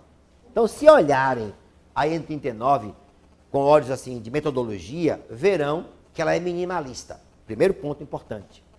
Ela procurou deixar que a jurisprudência, aos poucos, construísse a dimensão da aplicação do CPC ao processo do trabalho. Segundo ponto, ela só quer dizer o que não se aplicava, o que fosse incompatível absolutamente. Exemplo, prazo em dias úteis, que agora está superado. Aqueles dispositivos nos quais houvesse uma clara incompatibilidade não seriam aplicáveis. Em relação a este, o tribunal já diria, para afastar as dúvidas que estavam existindo, entre as primeira e segunda instâncias, quanto ao alcance do novo código. Onde se lembrar, a gente só retroagir um pouco no tempo, que existiam duas correntes doutrinárias, assim, discutindo amplamente em artigos, em entrevistas, em reportagens, que é o seguinte: de um lado, os que pregavam a derrogação total da CLT pelo CPC. De outro lado, os que advogavam a tese oposta. O CPC não mudou nada. E no meio termos que viam com bons olhos o CPC, mas com certa cautela quanto à sua aplicação. Então o tribunal resolveu sinalizar um direcionamento, que foi em 39, ou seja, dizendo o que não se aplicava de fato, mas em muitos casos o tribunal resolveu não dizer nada. Por quê? O que nós resolvemos? Só trataríamos o que fosse simultaneamente novidade, que fosse relevante, foram 3 tópicos, foram inovadores, relevantes e controvertidos. Que houvesse dúvida grande com relação à sua aplicação. Aí um quarto, o que não estivesse sob jurisdição do pleno, que era, por exemplo, 475J. Não se tratou dessa regra na Lei 39. Qual foi o objetivo? Estabelecer o norte, para que não houvesse, imaginemos, na primeira vara se aplica o CPC de maneira integral, na segunda vara não se aplica nada, mas observe, sempre deixando em aberto para a jurisprudência, aos poucos, construir conceitos. E um exemplo disto é defeito formal que não seja grave. Esse é o papel da jurisprudência, aos poucos dizer, como já disse o Supremo, defeito substancial não se aplica, mas dizer que defeito tal é grave, portanto não pode ser aplicado a regra, defeito qual não é grave, pode ser aplicada a regra, e assim vamos seguindo. E um dos pontos de debate enorme foi exatamente em função do preparo recursal. Vejam que o artigo 1007 só fala de custas, inclusive custas de retorno, né? Porte de remessa. Claro que é próprio do CPC. Então, discutiu-se muito essa norma, que fundamentalmente tem um sentido. Volto ao princípio da primazia da decisão de mérito. E aqui é mais um exemplo em que o legislador procurou exatamente dizer, olhe, parte, olhe, tribunal, você não pode deixar de julgar um recurso por questão que pode ser resolvida, que interessa resolver a controvérsia quanto ao seu mérito. O que é que diz fundamentalmente, o que significa esse motivo fundamentalmente? Ele concede duas oportunidades para que a parte possa sanar defeito em preparo recursal. O primeiro debate em relação a esta norma foi o que ela alcançará, porque só trata de custas. E no nosso caso, a doutrina inteira diz que no processo do trabalho, o preparo envolve dois fundamentais elementos: o pagamento das custas, recolhimento das custas, e a realização do depósito recursal. Fico muito tranquilo que fui vencido nesta ocasião, porque o tribunal decidiu inicialmente, aplicar a norma em relação às custas. E ficou capenga a aplicação da norma, porque se a doutrina diz, e não é um conceito do CPC, porque lá não existe, que preparo envolve custas e depósito, se a essência da norma é viabilizar a solução de mérito do recurso, obviamente não teria como deixar de aplicar essa mesma norma ao preparo integralmente por nós compreendido, que envolve custas e depósito recursal. E o tribunal, parcialmente, e vem a minha crítica, resolveu a questão. Que vejam o que diz o artigo 1007, contando mais uma vez com a gente, o desembargador Carlos, que me emprestou o seu CPC. Vejam o que diz o artigo 1007. No ato de interposição do recurso, o recorrente comprovará, portanto, mantém a regra, quando exigido pela ação pertinente, o respectivo preparo, inclusive porte de remessa de retorno, sob pena de deserção. Ponto. Então, não há dúvida, preparo comprovado no ato da interposição do recurso. Até aí, nenhuma novidade. Aí vem o parágrafo primeiro, que não interessa o caso que eles pensam da União, etc., não vem ao caso.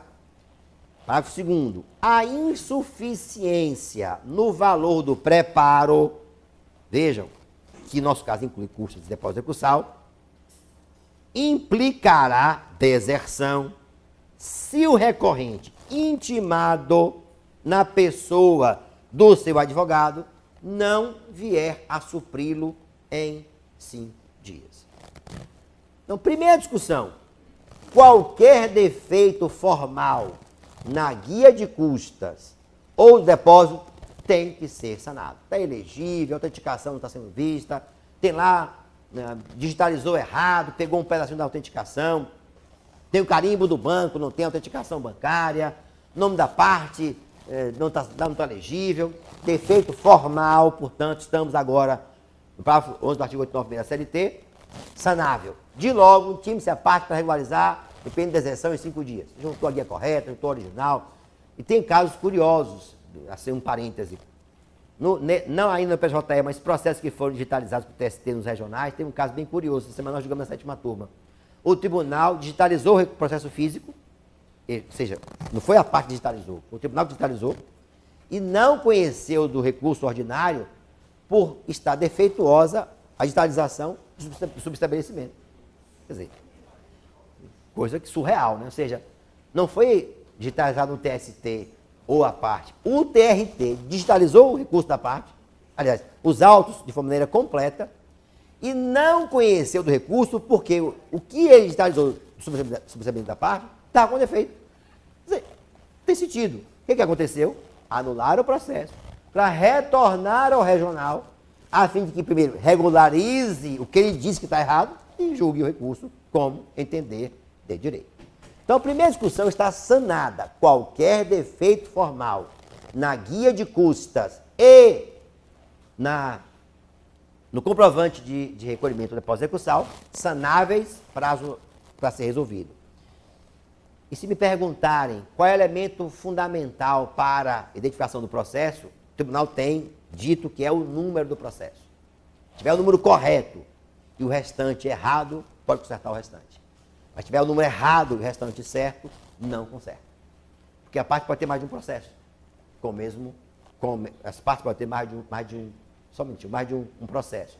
Ou seja, na discussão pertinente a elementos formais que podem ser sanados, não há ainda uma jurisprudência consolidada quanto à possibilidade de correção de número.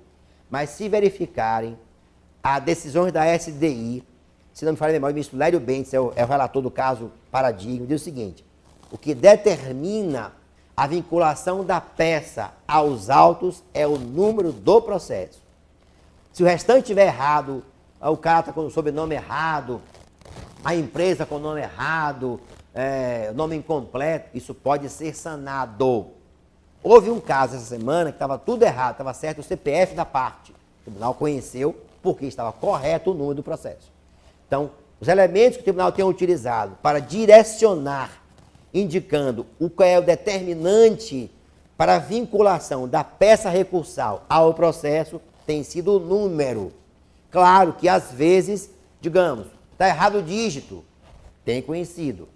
Ou seja, se substancialmente estiver correto o número do processo, o tribunal tem dito que este é o dado relevante que vai particularizar, identificando a peça, a vinculação da peça aos autos. O resto, nome equivocado, sobrenome errado, nome incompleto, nome divergente, pode ser sanado, porque o elemento vital que o tribunal tem indicado ser o preponderante é o número do processo, que é a vinculação da peça aos autos.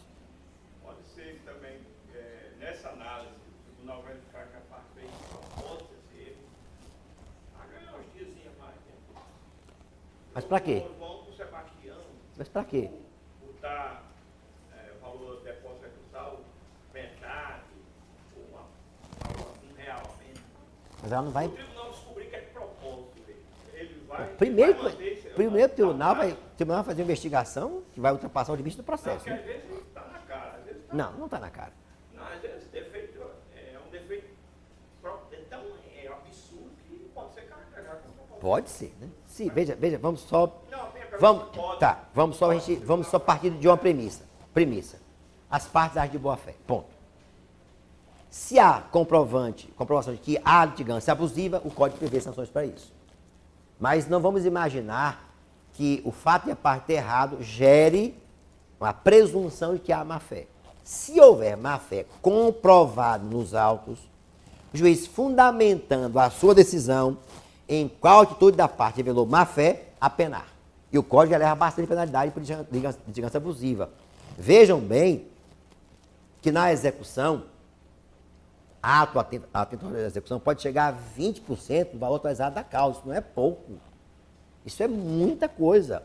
Se nós somarmos as penalidades, que o Código mantém até 10% por litigância abusiva, imagine, você deve 1 milhão, pode chegar a 1.300.000 rapidinho. Então o juiz tem que ter, assim, mão dura, mão firme, mais prudência. O advogado é, o Código diz, um parceiro no processo, não é o inimigo do juiz e da parte. Então, se há uma comprovação de que a parte agiu de maneira abusiva, o juiz tem que dizer o porquê ele está. Não é simplesmente dizer assim, ele agiu por litigância de má-fé. Porque tem que fundamentar a sua decisão. Se ele não fundamenta, isso é inconstitucional. Artigo 89 da Constituição. Mas o fato de ter o legislador quis sim dar à parte uma chance. Sanar defeito referente a preparo incompleto. Ponto. Se é maior ou menor, se a parte quer ganhar mais alguns dias, veja, ela não vai complementar o recurso, vai complementar o depósito. A lei deu esta chance à parte. Por isso, por exemplo, muita gente criticou o Código quando eu disse que, estou dando aqui no início, que foi feito, alguns diziam, por advogado e para o advogado. Não importa, é a nossa lei. Se a lei está em vigor, vamos tornar essa lei a melhor que pudermos. E eu sou alguém que faz esse código melhor que ele puder ser para o nosso processo de trabalho. Ministro, considerando que as custas foram integralmente recolhidas, certo? E o número do processo está compatível com Compatível. com essa referência, né? A divergência caiu está em contas e outros dados. O TST entende que o juiz está superado ou ele deve ser intimado, porque no Código. Geraria-se uma nova guia para ser sanado, não seria sanado, né? Geraria-se nova guia, seria recolhido publicidade. O código tem entendido, o TST tem entendido, tem decisões nesse sentido, que o erro de código não gera decisão do recurso e não gera novo recolhimento. Porque, você acabou de dizer, os elementos formais e materiais das custas estão presentes. A parte está identificada, o processo está também vinculado à guia e o valor está correto. Então, tendo o número do processo e o valor integral, a gente considera superado. Superado. Havia discussão sobre GFIP, e a GFIP não. Se recolheu em guia errada, eu vou chegar nisso daqui a pouquinho, que no caso de não ter recolhido as custas, tá? Vamos, deixa eu terminar aqui então. Pronto, a nossa sugestão do intervalo. Então vejam só, para terminar esse dispositivo aqui, para a gente fazer o intervalo. Então vejam, primeira situação, valor insuficiente. O tribunal disse, custas recolhidos de modo incorreto, valor, intimação, complementação regularizada. Veio a seguinte dúvida depois, que o tribunal depois corrigiu, que foi a seguinte, bom, a IN 39 não tratou da complementação, depósito recursal. E como a doutrina sempre dizia e diz que o nosso depósito recursal está incluído no preparo, o tribunal deixou capenga a solução. E hoje solucionou. Se a parte recolhe o depósito recursal de maneira insuficiente, o tribunal relator deverá, observe, se não o fez de primeiro grau, no caso do curso ordinário, deverá intimar a parte para que complemente, e aí não há mais nenhuma dúvida, depósito recursal e custas que foram recolhidas. Parágrafo 2º do artigo 1007 do CPC. Bom, parágrafo 4º.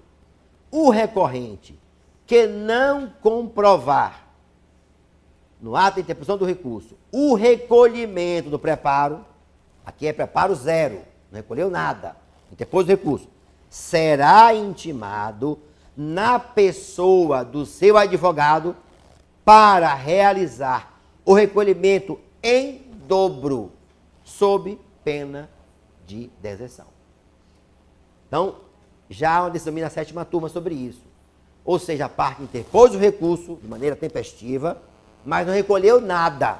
Ele vai ser intimado para, em 5 dias, recolher em dobro, tanto o depósito recursal quanto as custas. E aí um detalhe, como é uma sanção processual, não há limite em relação à condenação, quanto ao depósito recursal. Então, foi lá, 5 mil, recolheu, não recolheu nada, vai recolher, o valor é 3 mil e pouco, 3.900, 4 mil, 8 mil reais. Aí dirão vocês, você está apenando a parte? O legislador estabeleceu uma sanção, mas ela vai ter uma vantagem. O seu recurso, que até então era deserto, obviamente será conhecido. E para o nosso processo, como o depósito recursal é garantia da futura execução, obviamente estará viabilizada a execução com maior garantia. Se evidentemente, ao chegar no final, se constatar, liquidou a execução, pagou as custas, a sobra, evidentemente, devolver-se-á a sobra à parte recorrente. Então, vejam, no dia que esta súmula foi aprovada, eu citei esse debate na nossa reunião. Espera aí, presidente, tem uma questão aqui a ser resolvida, que é a ausência integral de preparo. E se decidiu que, como estava já pronta a redação da súmula, que as turmas iriam, então, enfrentar a matéria até que a SD, então, pacifique. E aí só houve o primeiro caso da 7ª turma, que eu provoquei, que decidiu, pela aplicação do parágrafo 4º do artigo 1007 do CPC, ao processo do trabalho. Portanto, não vejo nenhuma incompatibilidade não vejo agravar a situação da parte, que ao contrário, o recurso dela vai ser viabilizado. Para o processo, é algo positivo, que entra um valor maior na execução. Se, evidentemente, houver sobra, a parte irá receber. Mas só para a gente terminar. Pode perguntar. Deixa eu só terminar aqui, só, porque é dois positivos. Mas vejam, concedido o prazo, a parte não recolhe de maneira completa. Aí não tem jeito. O legislador, parágrafo 5º, diz o seguinte: é vedada a complementação se houver insuficiência, ou seja, concedido o prazo, num caso ou em outro, ou seja, custas em valor inferior ou sem custas, nenhuma valor, a parte errou. Não terá uma quarta chance. Vejam, uma terceira chance. Interpôs o recurso, o tribunal constatou, o juiz de primeiro grau, que as custas não existiam, recolherá em dobro. É insuficiente o valor, complementará. Neste ato complementar ou recolhimento de custas, a parte errou, não pode pedir ao juiz novo prazo para, olha, eu errei, não observei que havia a mudança e por esta razão quero complementar. Não haverá novo prazo. Mas há uma última e lamentável chance, que é o parágrafo 7º do artigo 1007, que é razoável. Se a parte recorrente provar justo impedimento, ou seja, o cara estava indo para o banco, foi assaltado, sei lá, mataram alguém, coisa assim que ser grave. Não pode ser uma situação, eu estava andando, mas o fato que a gente entende que foi razoável, porque o boy estava indo para o banco, foi assaltado, saiu no jornal, boy da empresa X, estava indo para o banco, foi assaltado, levou um tiro. Bom, é um fato razoável, que ninguém vai imaginar que, enfim, uma situação dessa, o juiz poderá ainda, veja, neste caso em que a parte teve o prazo e não fez o depósito no prazo, dizer interrompida, dizer, seu juiz, pelo amor de Deus, tem um caso aqui, estou comprovando, tem um jornal, esse cara aqui era o meu boy, tem a carteira dele aqui, estava indo para o banco nesse dia, foi assaltado, levou um tiro. O juiz pode, então, aquele prazo que já havia sido ultrapassado, conceder novo prazo para que ele comprove, né, o justo impedimento, o requerimento. Na verdade, a meu sentir a parte já deverá, nessa petição que vai requerer ao juiz, que seja aceita a guia que está juntando, simultaneamente, alegar o impedimento e já juntar a guia. Não é requerer ao juiz que dê novo prazo. Ele vai requerer o impedimento, apontar o justo impedimento para não cumprir o prazo pretérito e já juntar ali a guia respectiva. Porque ele não pode, seu juiz tinha um impedimento há um mês atrás, o senhor sabe como é que é e tal, agora eu quero novo prazo. Ele vai provar o impedimento e já juntará nesta petição as guias correspondentes, a complementação ou valor em dobro, que ali será a última chance que ele terá, depende de preclusão, nesse caso, temporal.